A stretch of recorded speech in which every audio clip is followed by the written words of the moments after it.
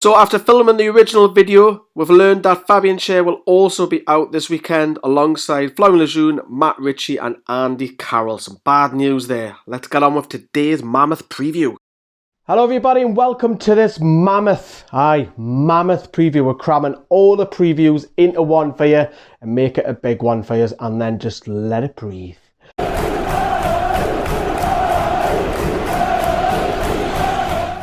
So today we are going to be hearing from Eisha. She's going to be bringing you the generic preview, and we'll also be hearing from Kyle. He'll be looking at the opposition, and we're going to play a bit of fantasy with Paul, who's man in a van. I don't know what it is about that, but anyways, he'll be bringing you the combined 11 when he crammed both teams together. So before we get on with the preview, some fantastic news. Our Amazon shop is open. It is. The links are in the description for that. And we can also offer free trials. That's going to become very, very shortly. Keep an eye out on a future video and also social media updates as well. But some more fantastic news, and it's not about us.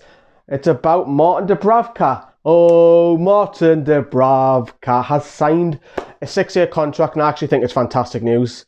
Everybody will say that. He's absolutely fantastic. He's moved with goalkeeping levels up a notch since he's come in. He said that he's happy that he's had the last 2 years. He's been made very welcome by the Geordies and, of course, everybody at the club, which is great news. Steve Bruce went on to say that basically he's happy that he's got a quality keeper signing and a contract extension. So great piece of news. There's more on the social media about that, so jump over and have a look at that, what the quotes are and so on. But a little bit of negativity. Florian Lejeune will not be available this weekend. Steve Bruce has said that he's trying to target him for after the next international break, and he wants him to get a behind-the-scenes game or reserve game under 23s under his belt first before he considers him. But Andy Carroll's ruled out of this weekend's game. It's not a serious injury. Bruce just doesn't want to risk him, and I can totally get that why. Because if he's got a bit of a groin twitch, you just don't want him playing on Sunday, and then it aggravates it, and then he's out for weeks on end. So Andy Carroll will play no part this Sunday, which leaves the question then, if you haven't got Joe Linton firing on all cylinders, what do you do? Well, funny you should mention that then, Lee, because Eisha has a solution. Well, she thinks what we should do, and she makes a very good point. Over to you, Eisha. So let's jump straight into it. The last time we played Wolves was in the summer in China, where we were hammered 4-0 in the Premier League Asia Trophy. Now, Wolves came away winning that pre-season tournament after a pretty impressive 2018-2019 Premier League season. They were newly promoted and full of potential, and they actually ended up finishing in 7th place, which is their highest position in the English league system since 1979. Now that league position gains them a place in the Europa League second qualifying round, which has been keeping their weekdays busy since the start of the season. Due to that, Wolves haven't had the best start to their Premier League season. Out of their first 5 games, they lost 2 and drew 3.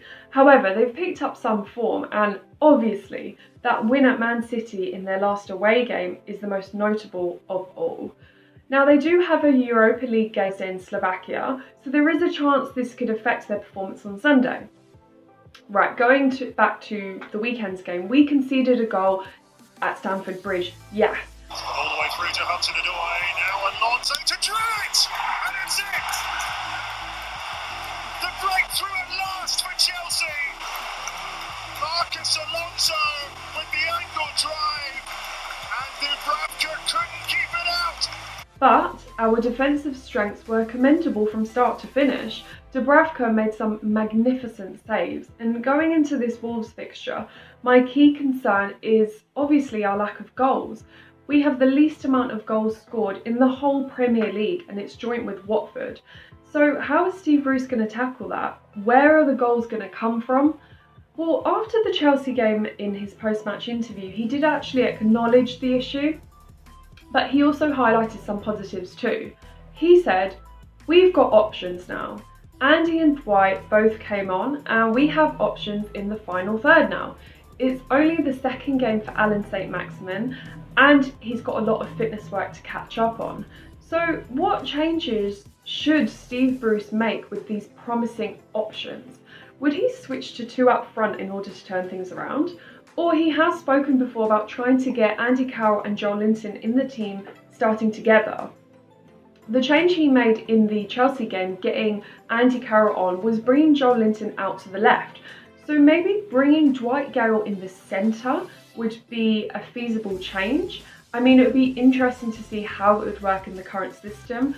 Alternatively, Steve Bruce could just persevere with the current system in place and really work on the lack of service Joelinton is getting. Joelinton has a lot of positive characteristics, but he does need a bit of help. He just isn't getting the service. He's adjusting to a new league, he's adapting to his position as centre forward, but scoring once in 9 appearances is alarming.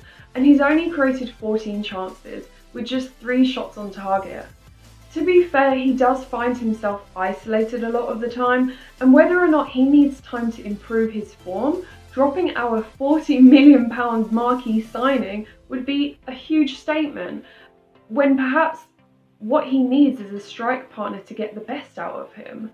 Now, Wolves will be a tough fixture, and even if their tiring Europa League campaign works in our favour this Sunday, ultimately we need goals and we need something drastic to change in order to get them. So what do you guys think? As usual, keep the comments coming below. We love hearing what you think. So yeah, it's a bye from me, that's all. So, Wolves are playing Europa League Thursday. Will they be tired? Will Nuno Santos move his team around? I know they've had a couple of good results, but results always aren't glamorous when you play Europa League ties. Some of them will take effect shortly, and hopefully it's against us. But she makes a very valid point about Dwight Gale, because we know that Carroll is now out of this weekend's game. Do you go two top and do you match Wolves, or do you move Miguel Almiron off the left and into that number 10? For me, it has to be one of those two options.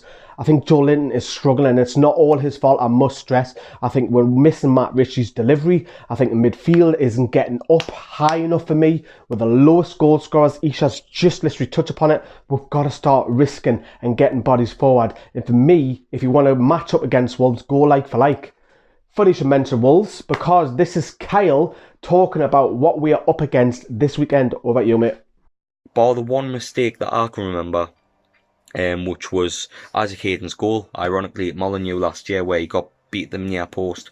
Such a well-rounded goalkeeper, and he controls his box well, great shot stopper, brilliant goalkeeper. You can see why Liverpool wanted to sign him just after they'd lost the Champions League final, but they opted to go for Alisson. The two defenders I've got is Connor Cody, and I've got Bolly as well. Bolly, obviously, for us Newcastle fans, no, he's nothing short of controversial, is he? I mean, he leapt over the defender. Sorry, leapt over to Bravka for the equaliser at Molineux in the last time we played these lot. And then obviously at the home game last year, he elbowed Perez in the face and stayed on the field. Thanks, Mike Jean. But yeah, home and away last year, this lad was really controversial for against us, and I hope if he is up to his old tricks again, that Kevin Friend, the referee, looks into it and actually punishes him, because he hasn't been punished. Bolly is a good defender, although he's a bit of a screw loose at times with his fouls and things like that. Very solid defender. Connor Cody complements him very well, very workmanlike, very hard working, great leader. Ruben Neves, absolutely fantastic midfielder. When they got him a couple of years ago when they were in the Championship, it dropped jaws. Trust me, because the big teams were linked with him. Your Liverpool's, your Man United, Real Madrid were even linked with him a couple of years ago. But he decided to go to Wolves in the Championship, and fair play to him, he makes their midfield tick. Not just him either. You've got the likes of Jota that's on the left hand side. Brilliant player he is. Good at getting inside, cutting inside, passing the ball into Jimenez and passing the ball into Catrone. João Moutinho. Even though he's 32, 33 now, this is a lad I wanted to replace Kabay all them years ago, ironically. Brilliant playmaker, picks a ball beautifully, very hard working midfielder, and they picked him up for what, 5 million? I know Wolves have spoke about these days as a team that could go and challenge because of the money that they spend and the ambition they have, but to pick him up for 5 million, absolute bargain. In fact, I go as far as saying, probably except Fabian Shaw, he's probably the best bargain the Premier League's seen in recent years, that's for sure. But the attacking players I'm going to look at, Adama Traore, he's showed at the Etihad what kind of player he is. He's a player that's been on the cusp of potential the past couple of years with his previous clubs, but at Wolves he's just starting to become that player, coming into his own, great pace, offers so much on the ball. I mean, his end product has been questioned the past couple of years, but he's starting to become that player that he was seen as all those years ago at Barcelona when he joined Aston Villa for some strange reason. But the last one I've got is Raul Jimenez. This is a striker I'd love Newcastle to have, to be honest. Big centre forward, great in the air, great at holding the ball, and great at putting the ball in the back of the net. It's the type of striker I'd love Newcastle to have. No disrespect to Jolinton, but if I was to cherry pick a player outside the top 6 to be one number 9, it would probably be Raul Jimenez. But how do these set up? They usually play a 3-5-2 formation, or the Etihad they played a flat back 5 for obvious reasons. It's Man City, but against us they'll probably play a back 3. I'm expecting them to see more of the ball. To be honest, we haven't won a possession battle this season, so they'll probably have 60, maybe even 70% possession. I'm not even joking. It's going to be very difficult for us, especially with the midfielders that I've mentioned. It's going to be a hard battle for the Longstaffs, I think, who'll play in midfield on the weekend. But the last couple of games, I'm going to put them up on screen now. I'm just going off the Premier League. I'm not going off the Europa League trips and everything like that. Obviously, they beat Manchester City away from home. They didn't have such a good result last week. They drawn to Southampton at home. Since the loss to Chelsea, they've been unbeaten in 4, which is only a positive. The early rattle of the cage, which was the early form, they win the bottom 3 with us for a couple of weeks, and then they've obviously took advantage of it. They've returned to the old Wolves of last season and started to go on a bit of a run. Ever since they beat Watford in the league at home, they've looked a better side. Obviously beat Man City in that as well. We're not going to win the midfield battle in terms of possession. So for me, I think counter-attack is probably our best form of going anywhere. We need to defend very well. Obviously with Jota, Jimenez and people like that, it's going to be a very difficult afternoon for the defenders regardless of how we'll play. And yeah, I'll catch you in a bit. How are Kyle, man? You're making us a bit worried getting into this game now. You're speaking too positively about them. So yeah, there's one thing I touched upon watching that video back with Kyle is I actually think that if we play 2 in midfield you're up against Moutinho, Neves and Dendoncker, I think we'll lose that battle. If it's the 2 Longstaffs, or even if Shelby comes in for one of them or whatever, if we play 2, I think we'll lose that battle. We did against Chelsea, although we defended very well, as Eisha's already touched upon earlier on in this video. I think that having 3 in midfield, and if we can win that battle in midfield, I think we'll win the game. That's where I see it, because one of those midfielders can get forward and help. If it's Miguel Almiron who has to be their furthest centre midfielder, so be it, because he's phenomenal for Paraguay. We've seen it. Roberto Rojas talk about it earlier on this week. Maybe that's an option, or maybe you bring Shelby in, or maybe you bring Key in, but I generally feel you've got to play 3 midfield. This is a tough side that we're up against. I know we've had a tough start in the Premier League, but now we've got a run of fixtures. We expect Newcastle to pick up points, and I am this under, even though it's Wolves, I expect a minimum of a point, at least 3 going forward. If you like this kind of videos, well, make sure you hit that like button. That'll be marvellous. Hit it. Thank you very much if you have. If you like these kind of videos, we're going to be doing more of these ones, cramming them in. But you remember, we've got the fan subscription group on Facebook. It's a private group where we tell everybody what we're up to, what's planned, what's coming. You get first dabs on t-shirts, merch, and also get answer the questions first on the radio show. So the radio show is back this Sunday, remember, as well. Right, we're going to have a little bit of fantasy. Yeah, not about Paul, I must stress. This is Paul's combined 111 in his man in a van. So I've gone with the following: Martin Dubravka in goal. This was an extremely difficult one because both keepers are absolutely top drawer in my opinion. So it was literally the flip of a coin. But after the weekend and the heroics that Martin Dubravka had in keeping Chelsea at bay at times, I mean, especially the point blank shot stop from about 6 yards out, unbelievable. He's a fantastic keeper, and sometimes, you know, I think we forget that, but we're lucky to have a keeper of his undoubted excellence and quality. At right wing back, and this pains me a little bit because he used to play for Middlesbrough and he used to play for Aston Villa, 2 clubs I can't actually physically stand and make me want to puke.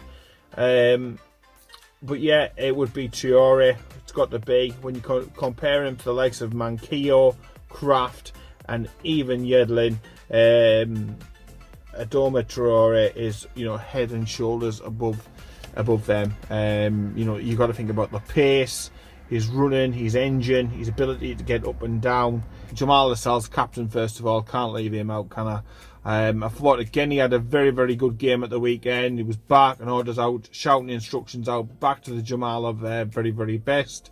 There was headers, there was blocks, putting your body on the line. I was very impressed, you know, by Jamal at the weekend. Unlucky that we were on the losing side, but certainly nothing that he did. Besides him, it's got to be Lee's favourite, hasn't it? It's got to be Shah. So again, when does he often put a foot wrong? If you were nitpicking maybe against Chelsea, there was one or two little moments of hesitation, this, that and the other. But his ability to bring the ball out, his range of passing, the shot the lad has is absolutely unbelievable. He's a fantastic defender. And again, he's somebody who just lifts the crowd whenever he's got the ball. You don't know what's going to happen, especially when he goes on those marauding runs forward. So yeah, Fabian Schär, we're going to put him in. And alongside them two, I've gone for Conor Cody. He was a Scouts lad. I think he came up for the Liverpool Academy. Did fantastically well when the manager switched to a back three through Wolves. I think he's played right back before, he's played right wing back, he's played in midfield, but they finally settled on a central defensive role for him, and I've been really impressed with him, to be honest. At left wing back, I went with Matt Ritchie. He is nearing a return for Newcastle. If it's not going to be this match, it's going to be the next one. He may not be the best technical player, and I get that, and there's going to be people who are screaming, oh, you should have put in X, Y and Z. However, and I think we have missed this big time, it's his leadership, it's his organisation. If you look at the Tottenham match where we played in the 90th minute, and he's sprinting back past about 4 or 5 players to get back into position to keep that clean sheet and to get them 3 points. If you look at absolute determination, passion. Sean Longstaff for us, he is our best midfield prospect that we've had in such a long time. I'm hoping and praying that Charlie pulls his finger and gets this lad tied down just as soon as possible. He looks like he's been doing it forever and a day, and he's certainly stepped it up since his brother Matty's come back into the team. If we can get him back to the levels that he was prior West Ham last season, then we've got an absolutely fantastic player. Cares about the team, is so passionate, passes the ball fantastically, got a range of passing. Neves next to him, his long shots, and not just that, but his mental ability, the way he sees the game around it, the ways he keeps things moving. He's a fantastic player, and in an area that I think we could do with improving. He is no doubt a quality player. So that's my 2 for the midfield. Moving up into the attacking part now, I went for Alan Saint-Maximin, ASM, every time he's on the ball. The opening 10-15 minutes against Chelsea, his performance against Manchester United is unbelievable. I do think he needs to add and work on the crossing, I do. But when he gets the ball, again, he pushes you so far forward so quickly. His runs, he's able to dribble around several players. He's got the flicks, he's got the tricks. He's going to bring assists. He wins free kicks, he wins corners, and he's not afraid to take a shot. So for me, once he's fully settled in, I just can't wait every week to see what he offers and what he brings for Newcastle. I've gone for Jota, and obviously he scored against us last season, which was painful because I felt we deserved something out of that game. It was the game where Yedlin got sent off, wasn't it? His sharp runs, the flair, obviously he's come from Atletico Madrid, and he was a revelation. I was really impressed last season, and he's continued that on, and he's a fantastic player to have up there, and we're really going to need to watch him like a hawk if we're to get anything out of this game at the weekend. I went with Raul Jimenez, the lad from Wolves, and again, he's everything that I think Joe Linton will become. This lad has obviously got it all. He can score goals, he can get assists, he's very physical, he leads the line well, he gets the headers, he brings other people into play. He reminds me a bit of Ibrahimovic, easy for me to say. And again, he's another player that we're going to have to watch like a hawk, because he is capable of getting goals. And if he doesn't, he'll set somebody up all the time. And the ball just seems to be like a magnet every time it goes towards him. He's able to do something with it. He's able to recycle it, keep possession, and keep his team on the front foot. Some debatable ones there, do you reckon? Let us know in the comments there. I'll probably stick for Laurent Lejeune if I'm going to be a bit picky, but yeah, Ruben Neves, what a player. Jimenez, yeah, scoring the goals. Yotta's great. So yeah, Connor Cody, what an improved player he is as well. He's gone on leaps and bounds the last 2 or 3 years, and a very much of a leader in the dressing room, as well as Paul's touch upon. So that's a wrap. That is it. That is your combined 11. That is Eisha's video. Thank you very much. Enjoy your trip away, Eisha, as well. She's away. She'll be with us at West Ham. And thank you very much for Kyle being knowledgeable as ever about the opposition. So this Sunday, remember, we've got the radio show, and of course we've got the reaction all coming from St. James's Park. You wouldn't want to go nowhere else for that, would you? Have a good night, everyone. Ta-da. You saw the look on my heart to get out of this place. I seen something I've never seen before. When you put on the pineapple, we couldn't be friends anymore. Pineapple bouncers, go on pizza.